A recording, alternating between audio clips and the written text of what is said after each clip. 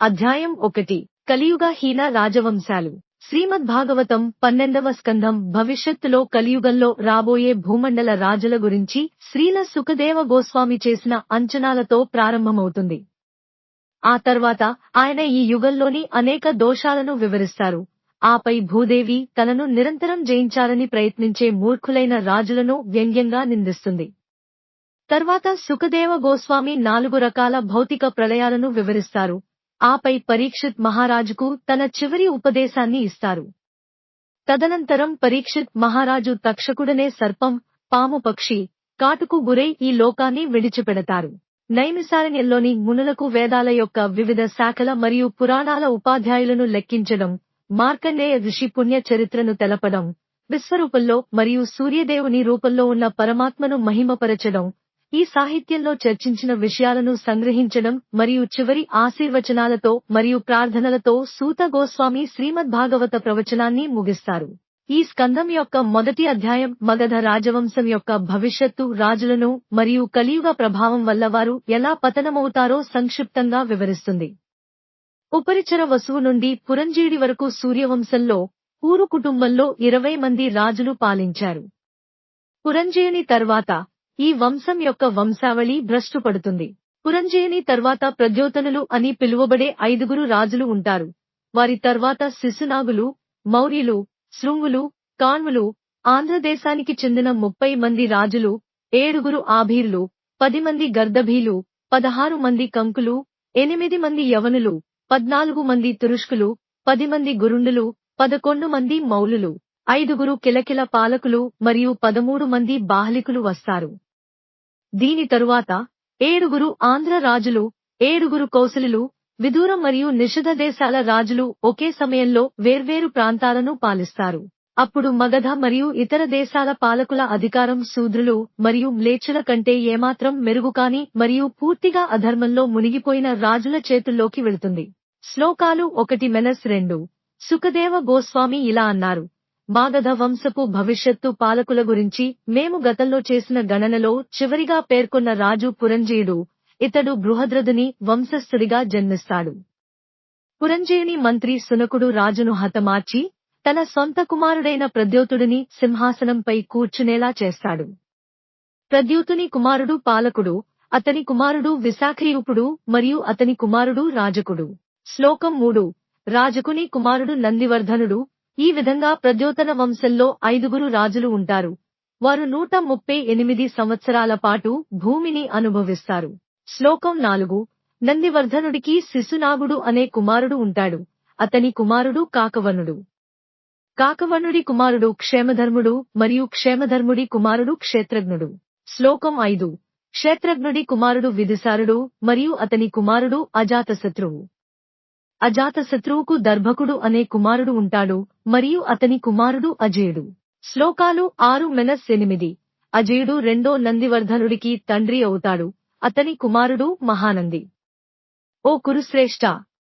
శిశునాగ వంశానికి చెందిన ఈ 10 మంది రాజులు కలియుగంలో మొత్తం 360 సంవత్సరాల పాటు భూమిని పాలిస్తారు. ప్రియమైన పరీక్షిత్, మహానంది రాజు ఒక శూద్ర స్త్రీ గర్భంలో చాలా శక్తివంతుడైన కుమారుడిని కంటాడు. అతడు నందుడిగా పిలువబడతాడు మరియు లక్షలాది సైనికులకు, అపారమైన సంపదకు యజమాని అవుతాడు. అతడు క్షత్రియుల మధ్య వినాశనాన్ని కలిగిస్తాడు మరియు ఆ సమయం నుండి దాదాపు రాజులందరూ అధార్మిక శూద్రులు అవుతారు. శ్లోకం 9 ఆ మహాపద్మపతి అయిన నందరాజు రెండో పరశురాముడి వలె భూమినంతటినీ పాలిస్తాడు మరియు అతని అధికారాన్ని ఎవరూ సవాలు చేయలేరు. శ్లోకం 10 అతనికి సుమాల్యుడు ప్రధానంగా 8 మంది కుమారులు ఉంటారు.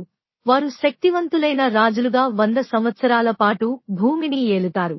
శ్లోకం 11 ఒకానొక బ్రాహ్మణుడు చాణక్యుడు నందరాజును మరియు అతని 8 మంది కుమారుల నమ్మకాన్ని వంచిస్తాడు మరియు వారి వంశాన్ని నాశనం చేస్తాడు. వారు లేని సమయంలో కలియుగం కొనసాగుతుండగా మౌర్యులు ప్రపంచాన్ని పాలిస్తారు. శ్లోకం 12 ఈ బ్రాహ్మణుడు చంద్రగుప్తుడికి పట్టాభిషేకం చేస్తాడు. అతని కుమారుడి పేరు వారిసారుడు. వారిసారుడి కుమారుడు అశోకవర్ధనుడు. శ్లోకం 13 అశోకవర్ధనుడి తర్వాత సుయశస్సు, అతని కుమారుడు సంగతుడు వస్తారు. అతని కుమారుడు శాలిసుకుడు, శాలిసుకుని కుమారుడు సోమశర్మ మరియు సోమశర్మ కుమారుడు శతధనుడు. అతని కుమారుడు బృహద్రథుడిగా పిలువబడతాడు. శ్లోకం 14. ఓ కురుశ్రేష్ఠ! ఈ 10 మంది మౌర్య రాజులు కలియుగంలో 137 సంవత్సరాల పాటు భూమిని పాలిస్తారు. శ్లోకాలు 15-17.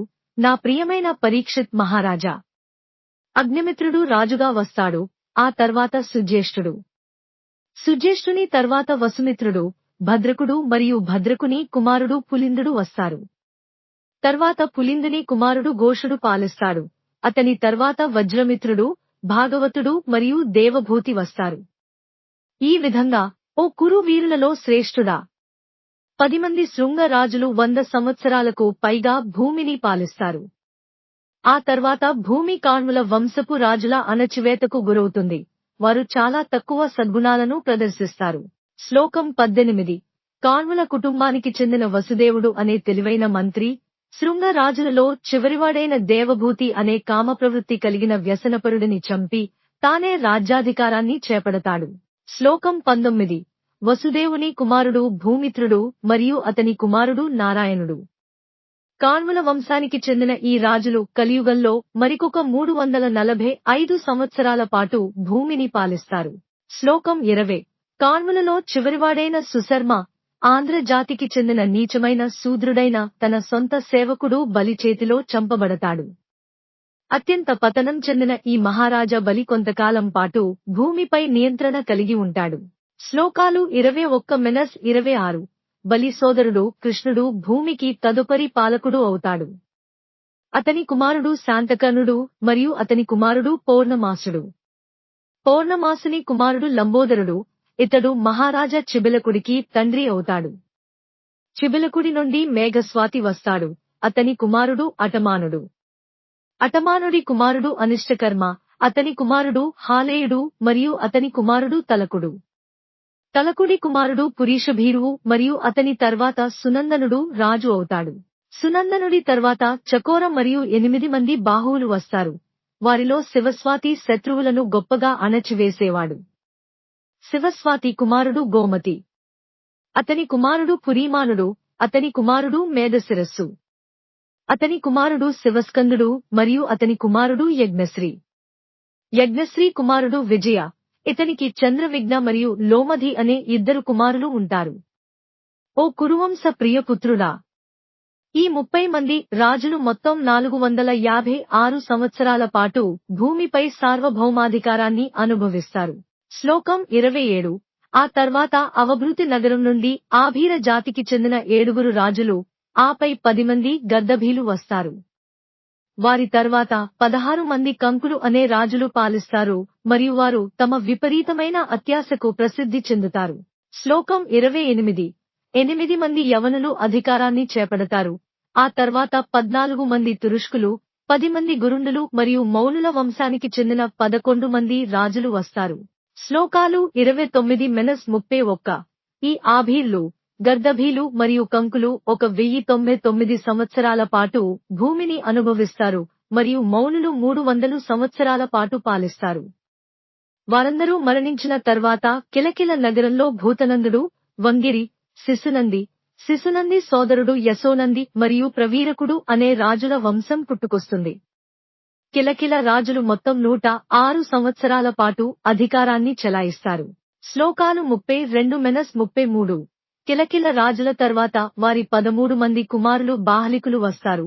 వారి తర్వాత పుష్పమిత్ర రాజు, అతని కుమారుడు దుర్మిత్రుడు, 7 ఆంధ్రులు, 7 కౌసలులు మరియు విదూర మరియు నిషధ ప్రాంతాల రాజులు ప్రపంచంలోని వివిధ ప్రాంతాలలో విడివిడిగా పాలిస్తారు. శ్లోకం 34. అప్పుడు మగధ రాజ్యంలో విశ్వస్ఫూర్జీ అనే రాజు వస్తాడు. ఇతడు మరో పురంజీయుడి వలె ఉంటాడు. అతడు నాగరిక వర్గాలన్నింటినీ పులిందులు, యదులు మరియు మద్రకుల వంటి నీచ వర్గానికి చెందిన అనాగరిక వ్యక్తులుగా మారుస్తాడు. శ్లోకం 35. మూర్ఖుడైన విశ్వస్ఫూర్జీ రాజు పౌరులందరినీ అధర్మంలో ఉంచుతాడు మరియు క్షత్రియ ధర్మాన్ని పూర్తిగా విచ్ఛిన్నం చేయడానికి తన అధికారాన్ని ఉపయోగిస్తాడు. పద్మావతిని రాజధానిగా చేసుకుని గంగానది జన్మస్థానం నుండి ప్రయాగ వరకు ఉన్న భూభాగాన్ని అతడు పాలిస్తాడు. శ్లోకం 36. ఆ సమయంలో సౌరాష్ట్ర, అవంతి, ఆభీర, సూర, అర్బుద మరియు మాళవ వంటి ప్రాంతాలలోని బ్రాహ్మణులు తమ నియమ నిబంధనలన్నింటినీ మరచిపోతారు మరియు ఈ ప్రదేశాలలో రాజవంశీయులు శూద్రుల కంటే ఏమాత్రం మెరుగుకాని వారు అవుతారు. శ్లోకం 37 సింధు నది వెంబడి ఉన్న భూమి, అలాగే చంద్రభాగ, కౌంటీ మరియు కాశ్మీర జిల్లాలు శూద్రులు, పతిత బ్రాహ్మణులు మరియు మాంసాహారులచే పాలించబడతాయి. వేద నాగరికత మార్గాన్ని విడిచిపెట్టి వారు ఆధ్యాత్మిక బలాన్ని పూర్తిగా కోల్పోతారు. శ్లోకం 38 ఓ పరీక్షిత్ మహారాజా! ఒకే సమయంలో పాలిస్తున్న ఇటువంటి అనాగరిక రాజులు చాలామంది ఉంటారు. వారందరూ దానగుణం లేనివారు, భయంకరమైన కోపం కలవారు మరియు అధర్మానికి, అసత్యానికి గొప్ప భక్తులుగా ఉంటారు. శ్లోకాలు 39-40 రాజుల వేషంలో ఉన్న ఈ మ్లేచ్చులు అమాయక మహిళలను, పిల్లలను, ఆవులను మరియు బ్రాహ్మణులను చంపుతూ మరియు ఇతర పురుషుల భార్యలను, ఆస్తులను ఆశిస్తూ పౌరులను మృంగివేస్తారు. వారి మనోభావాలు అస్థిరంగా ఉంటాయి, వారికి స్వభావంలో బలం తక్కువగా ఉంటుంది మరియు వారు స్వల్పకాలం జీవిస్తారు. నిజానికి ఎటువంటి వేద కర్మల ద్వారా పవిత్రం కాక మరియు నియమ నిబంధనల ఆచరణ లేక వారు పూర్తిగా రజో మరియు తమో గుణాలచే కప్పబడి ఉంటారు. శ్లోకం 41 ఈ నీచ వర్గపు రాజులచే పాలించబడే పౌరులు తమ పాలకుల స్వభావాన్ని, ప్రవర్తనను మరియు మాటలను అనుకరిస్తారు. తమ నాయకులచే మరియు ఒకరికొకరు వేధించబడి వారందరూ వినాశనానికి గురవుతారు. NBSP